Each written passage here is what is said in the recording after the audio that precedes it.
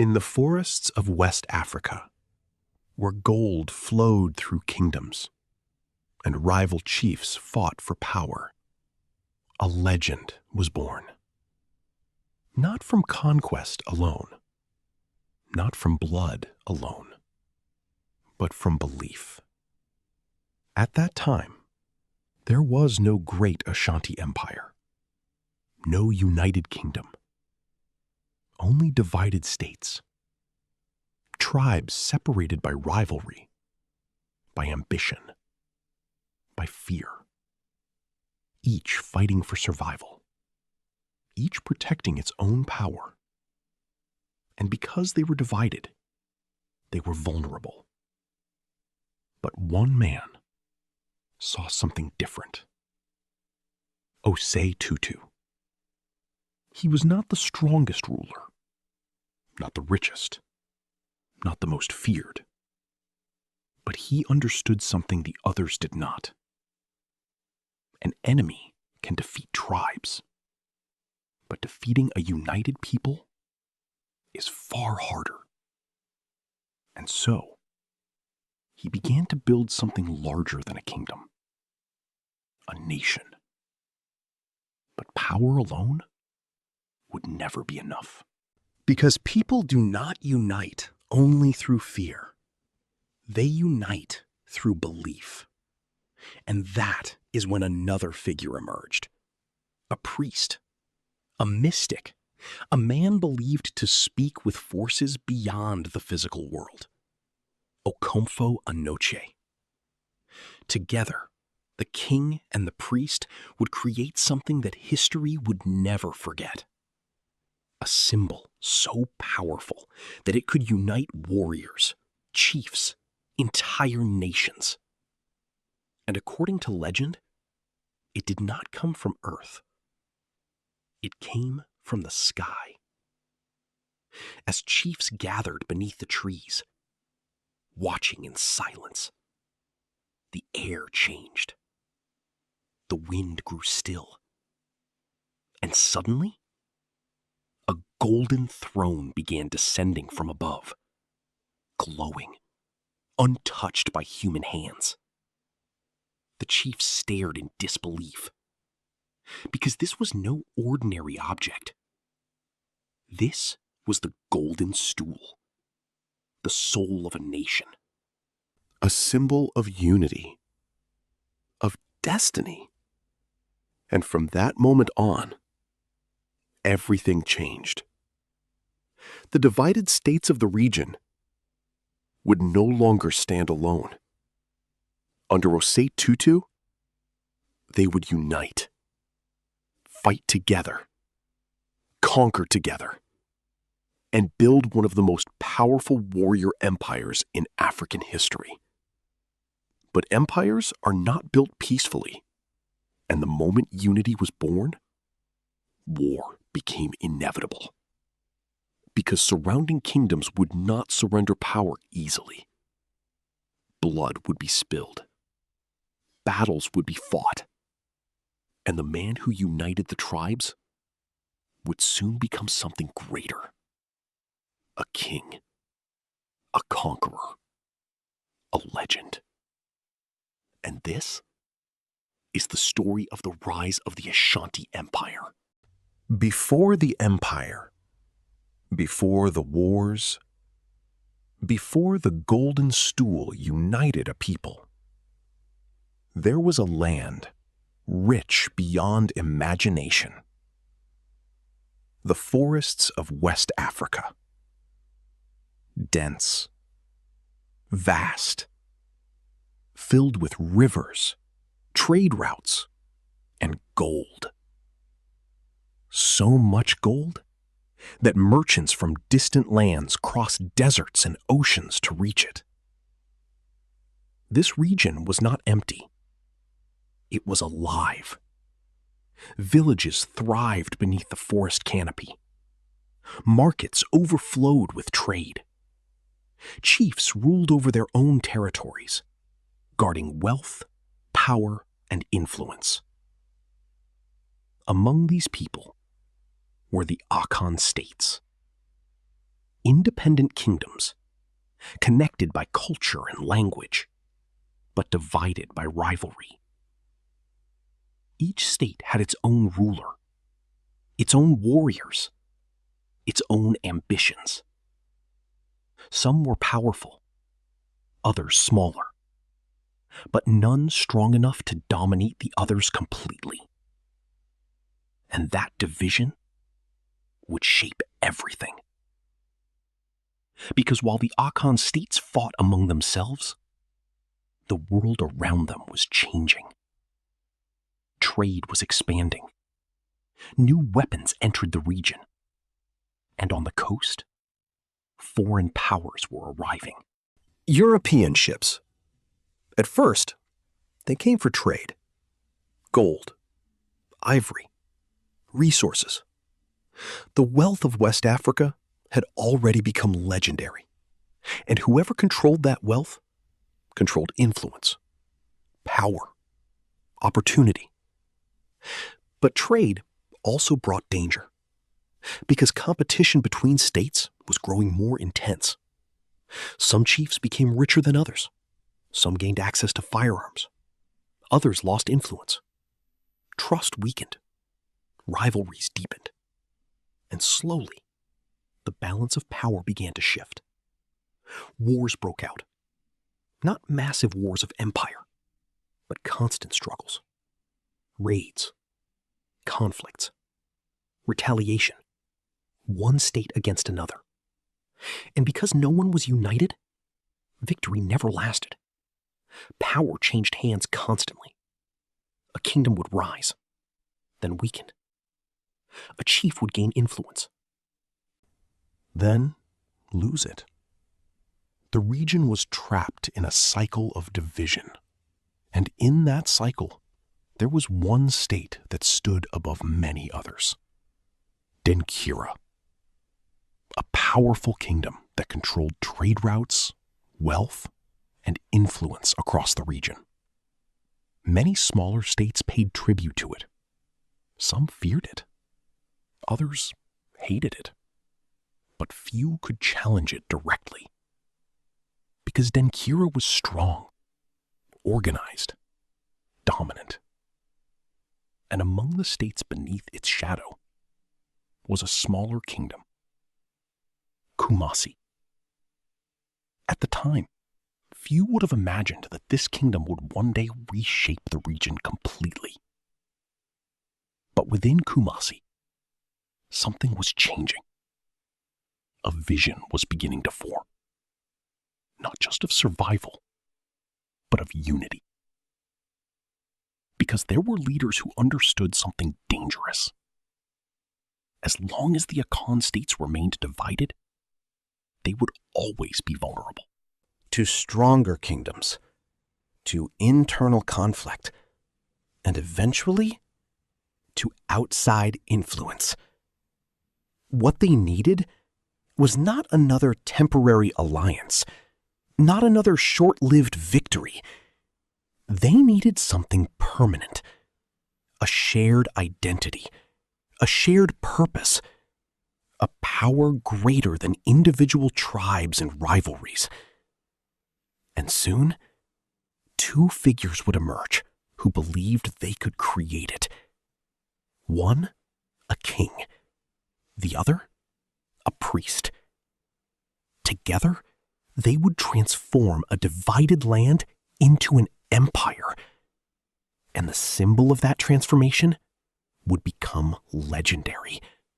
The Golden Stool, a throne said to hold the soul of an entire people.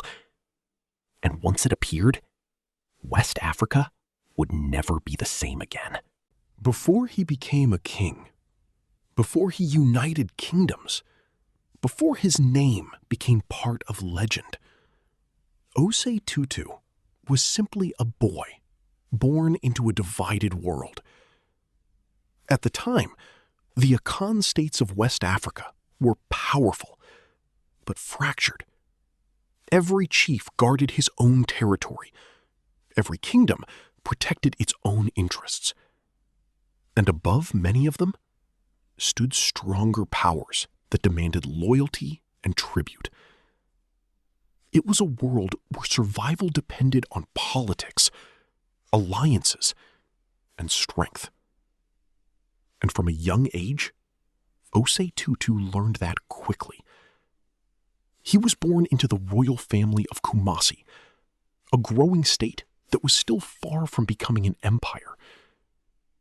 But royal blood did not guarantee safety. Power struggles were constant.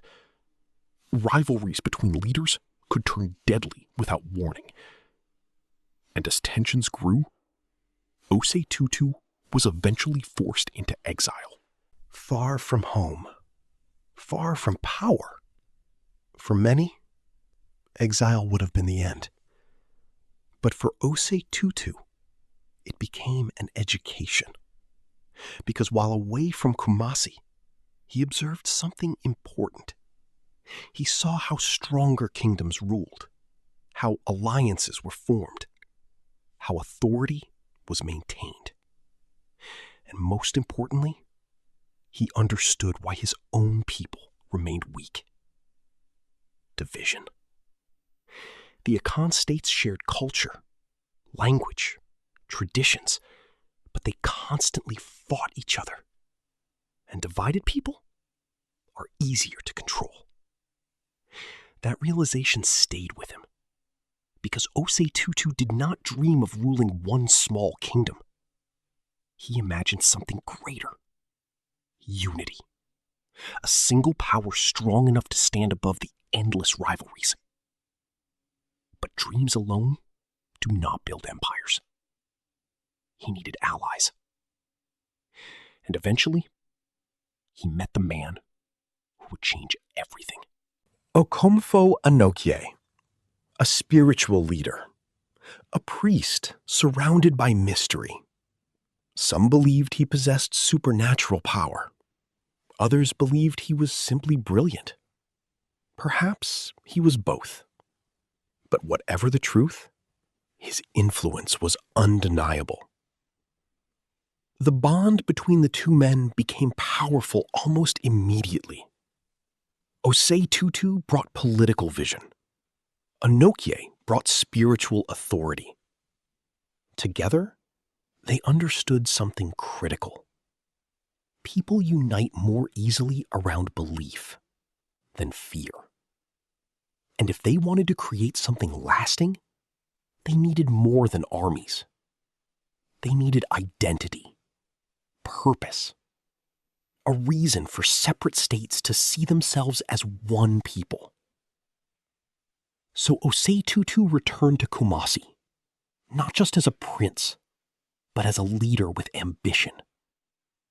He began forming alliances, speaking with chiefs, building trust, strengthening influence. Some supported him willingly. Others remained suspicious. Because unity sounds powerful. Until someone has to surrender control. And many chiefs feared losing their independence. But Osei Tutu was patient, strategic. He understood that power is rarely built overnight. Slowly, his influence expanded. And so did the belief that Kumasi was becoming something different, something larger than a single state. At the same time, the threat of stronger kingdoms continued to grow, especially Denkyara, the dominant regional power. Its influence stretched across the land. Many states feared it, others obeyed it. And Osei Tutu knew something important. If the Akan states remained divided, they would never escape that control. But if they united, they could challenge anyone. That idea would soon become the foundation of an empire. And the moment that transformed it from vision into reality was still to come. A moment tied forever to a symbol of gold. A throne said to carry the soul of a nation. The Golden Stool. And once it appeared, Osei Tutu would no longer be remembered as only a king. He would become the founder of the Ashanti Empire. Empires are not born through power alone. They are born when people begin to believe they belong to something greater than themselves. And in the forests of West Africa, that moment had finally arrived. For years, the Akan states had remained divided. Chiefs ruled their own territories. Warriors fought for their own kingdoms. Alliances came and went. Trust was fragile. And above them all, larger powers continued to dominate, especially Denkira, a kingdom feared across the region. Strong, wealthy, demanding tribute from weaker states. Many accepted its authority because they believed resistance was impossible. But in Kumasi, something was changing. Osei Tutu had already begun building alliances. Quietly, carefully, chief by chief, state by state. And beside him stood Okomfo Anokye, a man whose presence carried enormous influence. Together, they understood something critical. Military strength could win battles, but belief could unite nations. And so, they prepared for a moment that would change history forever. A gathering was called. Chiefs from across the Akan states arrived in Kumasi. Some came willingly. Others came cautiously. Many still distrusted each other. Because for generations, these states had competed for power. No one wanted to lose independence. No one wanted to kneel to another ruler. The atmosphere was tense. Warriors stood beside their chiefs. Eyes watched every movement. No one knew exactly why they had truly been summoned. And then, the ritual began. In the center of the gathering, Okomfo Anokye stepped forward. The air grew quiet. Smoke rose into the sky. Prayers were spoken. And according to Ashanti tradition, something extraordinary happened. The heavens opened, and from above, a golden throne descended slowly before the gathered chiefs. Glowing, untouched by human hands. The Golden Stool. To outsiders, it may have seemed like symbolism. But to those standing there, it meant far more. Because Anokye declared something powerful. The Golden Stool did not belong to one king. It did not belong to one tribe. It carried the soul of all the Ashanti people. Their spirit, their unity, their destiny. And no one, not even Osei Tutu himself, was allowed to sit upon it, because the stool represented the nation itself. That moment changed everything. The chiefs who had once stood apart now saw themselves connected through something sacred, something larger than politics, larger than rivalry. For the first time, they were no longer simply separate states. They were becoming one people, the Ashanti. And at the center of that unity stood Osei Tutu, not just as a ruler, but as the leader of a growing confederation. But unity has enemies, because the rise of the Ashanti threatened the balance of power across the region. And no kingdom felt that threat more than Denki Era. For years, Denki Era had controlled trade routes, wealth, and influence. Smaller states paid tribute, some out of fear. Others because they had no choice. But now, a new power was rising. One built not only on armies, but on shared identity. And Denkira understood immediately how dangerous that could become. Tension grew quickly. The Ashanti became bolder, more organized, more confident. Tribute demands were questioned. Authority was challenged. And slowly, the path toward conflict became unavoidable. Because unity alone does not create an empire. It must be defended, proven, protected through strength. And Osei Tutu knew that eventually, The Ashanti would have to fight, not just for survival, but for freedom, for independence, for the right to decide their own future. The kingdom that had once been divided was now becoming something else entirely.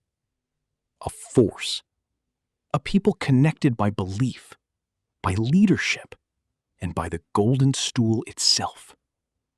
And soon, that unity would be tested on the battlefield. Because the rise of the Ashanti Empire was no longer a possibility. It had begun. unity had been achieved. But unity alone does not create an empire. It must be defended, protected, expanded. And Osei Tutu understood that clearly.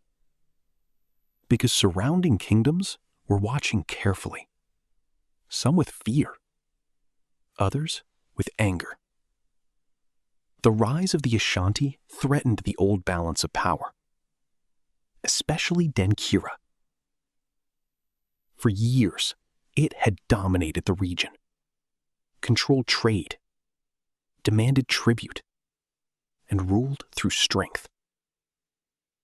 But now, for the first time, a serious rival had appeared. A united people. And Osei Tutu knew something dangerous. If the Ashanti wanted to survive, they could not remain weak. They needed an army. Not scattered warriors. Not temporary alliances. But a disciplined military force, capable of fighting as one. So he began to build. Carefully. Strategically. Warriors were organized into structured divisions. Commanders were appointed. Communication improved. Training became more disciplined. The Ashanti army was no longer just a collection of fighters.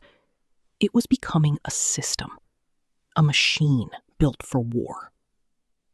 Traditional weapons remained important. Spears, shields, blades. But the changing world was bringing new tools into West Africa. Firearms. European trade along the coast had introduced guns into the region, and Osei Tutu understood immediately how important that could become. Weapons changed warfare. Kingdoms that adapted grew stronger. Kingdoms that refused fell behind. So the Ashanti acquired firearms, integrated them into their forces, blending traditional warfare with newer military strategy. And slowly, their power grew. But military strength was not built through weapons alone. It was built through belief. Because Ashanti warriors did not see themselves as fighting only for land. They fought for unity, for identity, for the Golden Stool itself. And that belief made them dangerous. Because armies held together by fear often break. But armies held together by purpose can become unstoppable. Soon, the Ashanti began testing their strength. Smaller rivals were confronted. Resistance was crushed. Trade routes were secured. Influence expanded. And with every victory, the reputation of the Ashanti army grew. People began to understand that this was no ordinary kingdom anymore. Something larger was emerging. A centralized power, capable of controlling vast territory. And eventually, the inevitable conflict arrived. Dankira, the kingdom that had once stood above them all. For years, the Ashanti had lived beneath its shadow, paid tribute to it, accepted its dominance. But now, they refused. Tension exploded into war. The stakes were enormous. If the Ashanti lost, their fragile unity could collapse. The empire might die before it truly began. But if they won, everything would change. And so, the armies marched. Warriors moved through the forests of West Africa. Drums echoed through the trees. Weapons prepared. Leaders gathered their forces. The atmosphere was tense, because this was not just another battle. This would decide who controlled the future of the region. When the fighting began, the Ashanti proved how much they had changed. They fought with coordination, discipline, strategy. Commanders communicated effectively. Units supported one another. This was no longer a collection of rival tribes. This was one army. And Dankira began to feel it. Battle after battle, the Ashanti pushed forward. Their warriors advanced relentlessly. Their organization gave them advantage, and their belief in unity made them difficult to break. Eventually, the balance shifted completely. The kingdom that had once dominated the region began to collapse. Dankira's power weakened. Its authority shattered. And the Ashanti emerged victorious. The victory transformed everything. Trade routes fell under Ashanti control. Wealth increased. Influence spread rapidly. Neighboring states now faced a choice: resist or submit to the rising empire. Many chose submission, because by now, the Ashanti had become something terrifying. Organized, wealthy, disciplined, unified. And under Osei Tutu, their expansion continued. The empire grew larger, stronger, more centralized. And at the center of it all remained the symbol that held everything together: the Golden Stool. Not just a throne, but the spirit of the empire itself. By the end of Osei Tutu's rise, the forests of West Africa were no longer dominated by scattered states. A new power had emerged. One built through vision, through strategy, through war, and through unity. The Ashanti Empire. One of the greatest warrior empires in African history. Building an empire is one challenge. Controlling it is another. Because conquest alone does not create lasting power. Many kingdoms rise through war only to collapse into chaos. But the Ashanti Empire was different. Because Osei Tutu understood something many rulers did not. An empire survives through structure, through order, through systems strong enough to hold people together, even after the battle's end. And so, after victory came organization. At the center of the empire stood Kumasi, not just as a capital city, but as the heart of Ashanti power. Chiefs from different regions still ruled their own territories, but now they answered to something greater, a central authority, the Ashanti state. And above it all stood the king, the Asante Hine, Osei Tutu. But power in the Ashanti Empire was not built only through fear. It was reinforced through loyalty, tradition, and belief. Because the empire was united by more than military strength. It was united by the Golden Stool, the sacred symbol believed to carry the soul of the Ashanti people. It reminded everyone that the empire belonged not to one man, but to the nation itself. And that belief helped maintain unity across a growing territory. At the same time, Osei Tutu strengthened the political system. Chiefs met in councils. Decisions were discussed carefully. Authority flowed through hierarchy.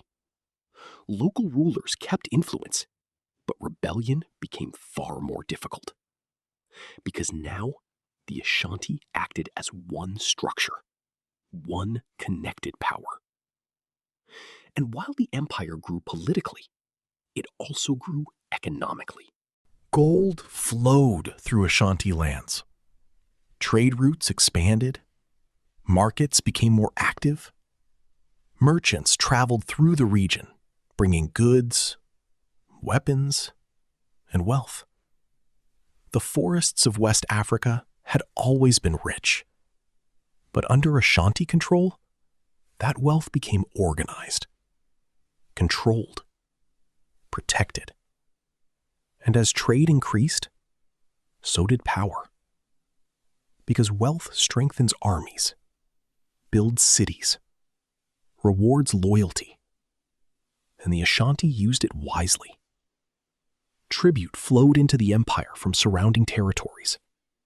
Resources moved toward Kumasi. Influence expanded further. Soon, the Ashanti were no longer simply a rising kingdom. They had become a dominant regional force. But Osei Tutu also understood that empires are fragile. A single weak ruler, a divided leadership, or internal conflict could destroy everything. So discipline remained essential. The military stayed organized. Warriors remained prepared. Authority remained clear. The empire could not afford weakness, especially in a world where rivals constantly watched for opportunity. And yet, despite its military power, the Ashanti Empire was not built only through conquest. It was built through identity.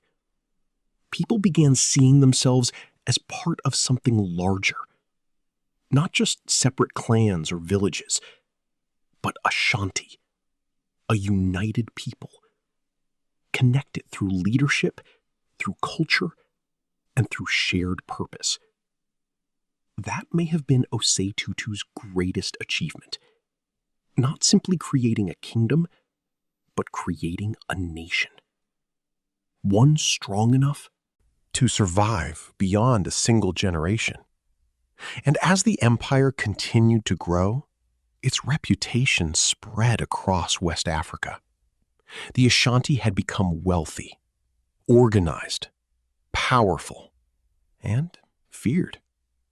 But perhaps most importantly, they had become stable. Something rare in an age where many kingdoms rose quickly and disappeared just as fast. Under Osei Tutu, the Ashanti Empire became something far greater than a military force. It became a system, a civilization, a power built to last. History remembers many kings, conquerors, warriors, rulers who expanded their power through fear and war. But only a few create something that survives beyond themselves. Osei Tutu was one of those few. Because when he looked at the divided Akan states, he did not just see conflict. He saw potential. A people connected by culture, language, and tradition, but separated by rivalry. And he understood something powerful. A divided people can be controlled, but a united people can change history. That idea became the foundation of the Ashanti Empire.